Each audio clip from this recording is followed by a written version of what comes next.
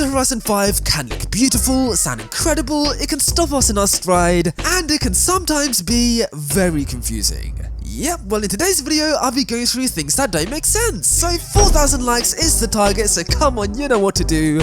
You do know what to do, right? Oh, you don't? Oh, press the button. Okay, press the like button, that's what I'm trying to tell you to do. And yeah man, without further ado, let's get to this video.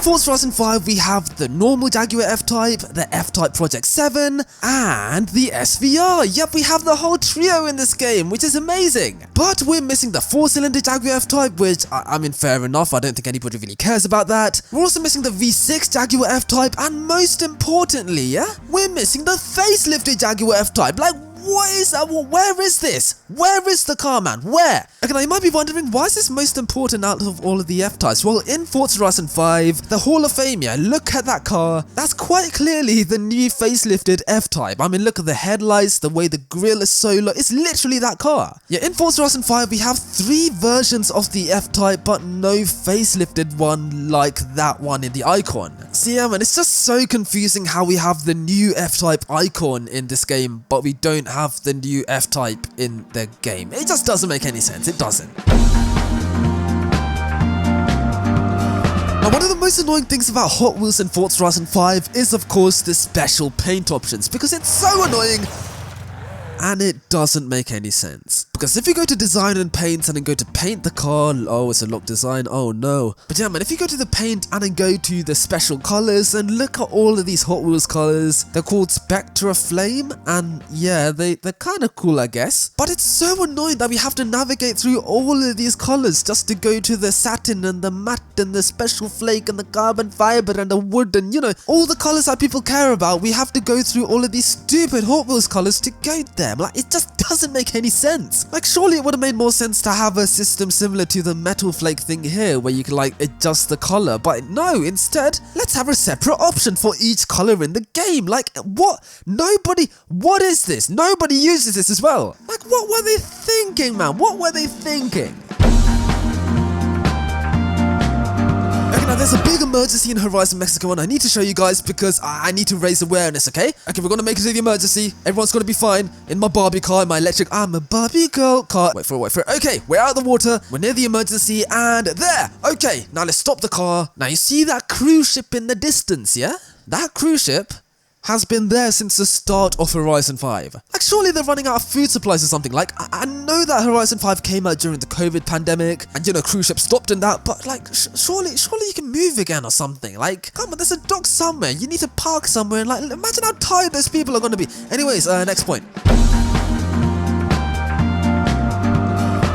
Forza Horizon 5, we saw the Neo EP9, I think is what it's called. So yeah, man, I was so excited to see the trailer with that car in it, but in that trailer we also saw another car. And that car was the 987.2 Porsche Boxster S. Yep, we saw a Boxster in the game. So it's pretty clear to see that we do have the Boxster available in Forza Horizon 5, but over 2 years after that trailer came out, we're still yet to see that in the game, like where we can actually drive that car. And it's so sad, man. Like, we have every single Porsche in this game basically apart from the Boxster, which is just like very sad. Like, why don't we have any Boxster in this game? Okay, now being honest, I think we all know the reason why. It's because they're gonna add it later in the game, like a few months from now, or a few years, not few years, but like a few months from now. So yeah, man, we probably will see the Boxster in this game's lifespan, but if we don't, then that would be very disappointing, and it just wouldn't make any sense, man. It won't make any sense. Now in Forza Horizon 3, we saw drones, and 8 years later, the drones are basically still the same as they used to be. I mean, you know, the drone moves the same, and it's still stuck to the stupid altitude limit of 4 feet, and yeah, it's kind of annoying. But in the Forza Horizon 5's Hot Wheels expansion, yeah, if I stop my car and go into drone mode here, the drone all flies the same and everything, but you can actually go so much higher. Look at this! And then once you're off the track, you can go way higher. I mean, this is just crazy. So I don't know why we can fly this high in Hot Wheels expansions, but in the main map you can't. Like, I don't know what the logic is. And I feel like some people are gonna say, oh, they limit the drone's height so that the map won't lose the clarity and the quality when you go too high. But we're literally above the main map of the game and the quality's already low, so I don't care, man. I can see the stadium there. So clearly we can actually fly above the main map and make it really, like, far away. So why can't we do it in the main map? Like, it just doesn't make any sense, man. It just doesn't make any sense. In Forza Horizon 5, we have the Mark II TTRS. We also have the Mark III TTS. We also have a Mark III TTRS. And we also have another Mark III TTRS. Yep, I don't know the difference between this TTRS and that TTRS. But apparently it's 2 years newer and it's facelifted, even though it looks exactly the same, apart from like holes in the bumper and that.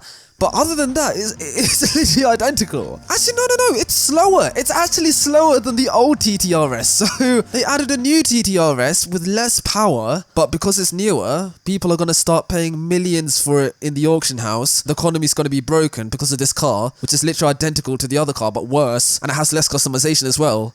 So, what is the point of this car, man? So yeah, man, Forza devs, if you are thinking about adding new cars into Horizon 5, then make sure they're different generations, because I'm not gonna lie, I think we're all tired of seeing different variants of the same generation. Like, it's so annoying.